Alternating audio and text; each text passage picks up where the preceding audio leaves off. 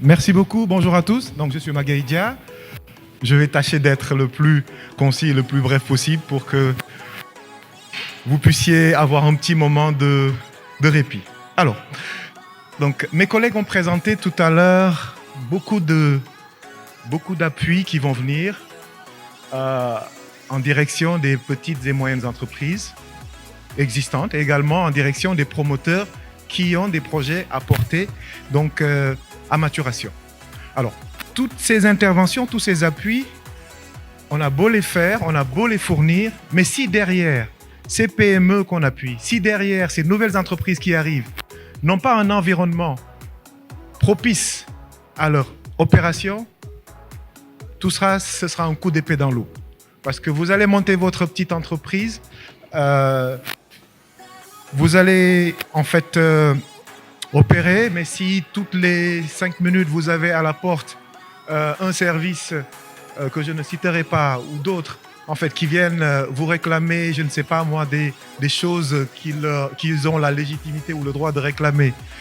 Si vous avez pour obtenir, je ne sais pas moi, l'accès à un petit permis pour opérer, si vous avez besoin d'un petit certificat pour faire vos activités, si vous avez pour avoir ces choses-là, si vous devez en fait prendre 6 mois à le faire, si vous devez payer des sommes incroyables pour le faire, à terme, c'est votre business qui va être affecté. Vous n'aurez pas le temps de vous occuper de vos business, vous n'aurez pas les ressources qui devaient être consacrées à autre chose, qui vont vraiment au cœur de votre activité.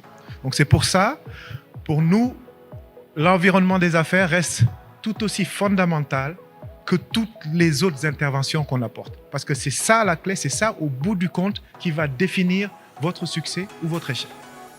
Alors, nous avons donc consacré une partie des ressources de ce projet pour travailler avec le gouvernement et les provinces à l'amélioration de cet environnement. Alors, cet environnement des affaires, c'est plusieurs choses sur lesquelles nous pouvons avoir plus ou moins d'impact selon qu'on soit au niveau national ou au niveau provincial. Alors, le premier aspect sur lequel nous voulons mettre l'accent, donc, ça concerne le cadre légal et réglementaire donc, dans lequel vous opérez. Alors, le projet ici va mettre des ressources pour accompagner, comme je disais tantôt, le gouvernement national, mais également les gouvernements provinciaux pour améliorer, par exemple, quelques réglementations ou quelques lois qui affectent l'accès aux femmes à certaines opportunités des affaires. Alors, nous avons commencé cela avec le projet PADEM PME. Je vois ici le représentant de l'ONU Femmes, avec qui nous avons beaucoup travaillé sur ces aspects-là, et qui ont également, en fait, l'ONU Femmes qui a aussi commencé à explorer aussi d'autres pistes, d'autres aspects sur lesquels on pourrait mettre l'accent pour améliorer la condition des femmes d'affaires, les femmes entrepreneurs. Alors, il y a quelques dispositions légales qui existent aujourd'hui, qui ne sont pas mises en œuvre. Comment faire en sorte pour qu'elles soient mises en œuvre au bénéfice des femmes. Il y a d'autres aussi, certainement, comme je disais tantôt, qu'on est en train d'identifier, sur lesquels nous viendrons et qui relèvent du droit foncier, qui relèvent du droit du travail, et bien sûr sur cette question d'égalité des chances. Et donc c'est un élément important à la veille de du 8 mars, qui est, rappelons-le, une journée pour le combat des droits des femmes. C'est pas juste une fête, comme on a tendance à le dire, mais c'est un moment où on doit repenser, on va réfléchir à ce combat qui n'est pas fini, qui est loin d'être gagné pour l'accès donc équitable des femmes à toutes les opportunités économiques. Alors, nous allons également travailler dans le cadre de cette composante sur la question des impôts. Je pense que personne ici dans cette salle ne démentira que c'est une priorité pour tous. C'est un facteur bloquant. En RDC, on est quand même, il faut oser le dire, on est entre nous, on ne dira rien au gouvernement, mais c'est quand même un environnement où on est surtaxé. Les peu d'entreprises formelles qu'il y a, c'est eux qui captent, c'est eux qui casquent pour tout le monde.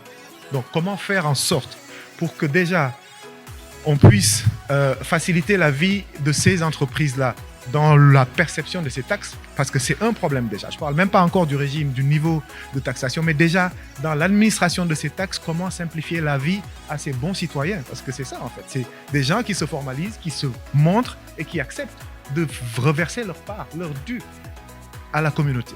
Et comment faire en sorte pour faciliter la vie à ces gens? Nous allons travailler donc avec les administrations pour simplifier ce qui peut l'être, pour améliorer ce qui peut l'être dans l'administration de ces taxes.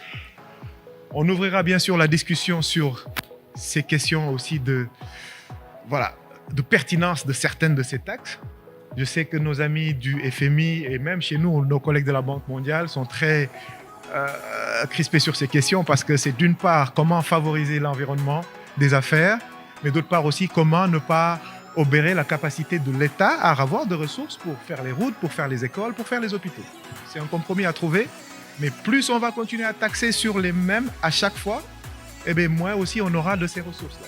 Trop d'impôts tue l'impôt. Ce n'est pas pour rien qu'on le dit. Et je pense que dans le cas d'espèce, il faut qu'on ne fasse pas l'économie de cette réflexion sur comment rationaliser tout ça, même dans l'existant, comment faire en sorte que les choses soient perçues, soient en fait gérées de manière beaucoup plus efficace